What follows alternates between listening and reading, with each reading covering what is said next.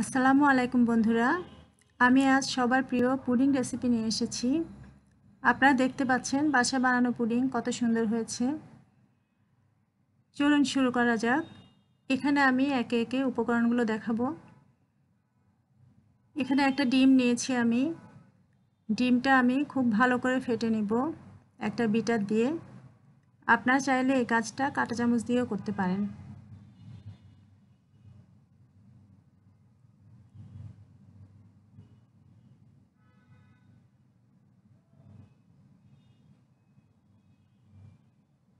এবার আমি আরেকটা বাটিতে অন্যান্য উপকরণগুলো নিচ্ছি।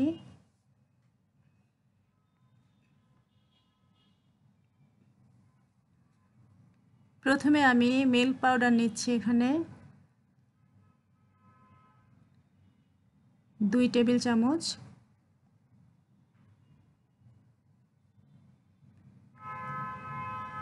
এবার নেব চিনি।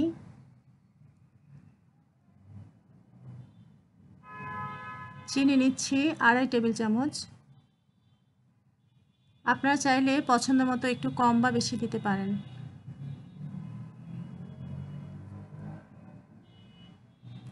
একটু ভালো করে মিশিয়ে নেব।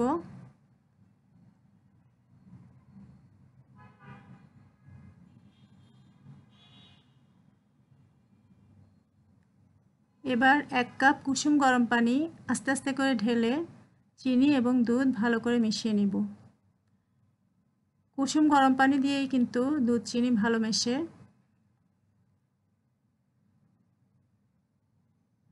খুব ভালো করে মিশিয়ে নিতে হবে, চিনিটা যেন গোটা থেকে না যায়। এবার ডিমের সাথে এগুলো মিশিয়ে নিচ্ছি।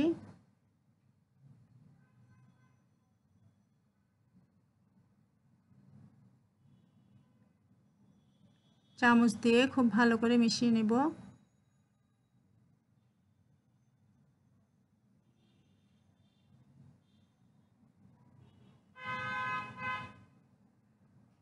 চুলায় আমি একটু ক্যারামেল রেডি করে নিচ্ছি।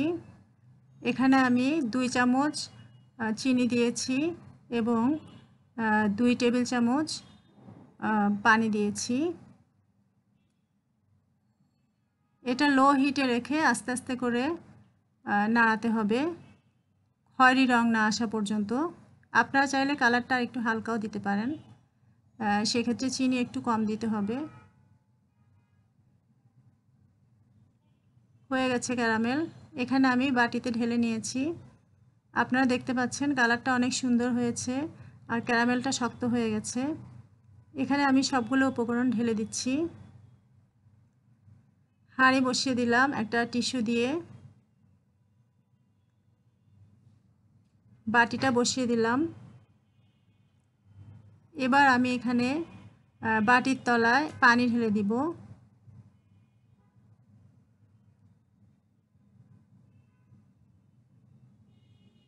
দুই কাপ পানি দিচ্ছি, তবে মাঝে মাঝে চেক করতে হবে, পানি যদি একটু শুকিয়ে যায় আমি অল্প করে আরেকটু ঢেলে দিব। ঢাকনাটা দিয়ে দিলাম, আর কোথাও যেন ফাঁকা না থাকে সেটা খেয়াল রাখতে হবে।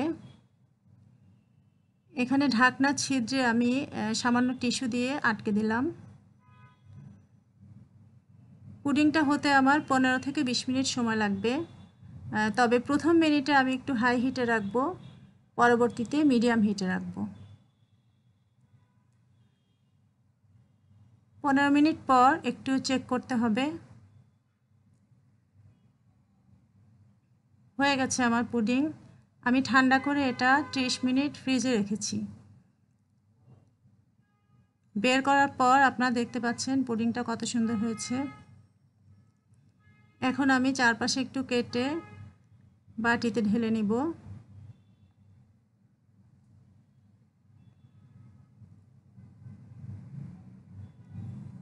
বাটিতে ঢেলে নিলাম।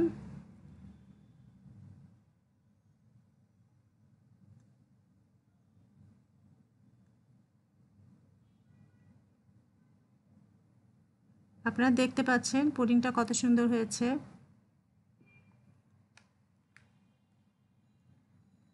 পুডিং সবার যেমন অনেক প্রিয়, তেমনি বানানো অনেক সহজ। আপনারা কিন্তু চাইলেই বাসায় ট্রাই করতে পারেন। আর আমার ভিডিওটি ভালো লাগলে লাইক এবং সাবস্ক্রাইব করে পাশে থাকবেন। অনেক ধন্যবাদ সবাইকে।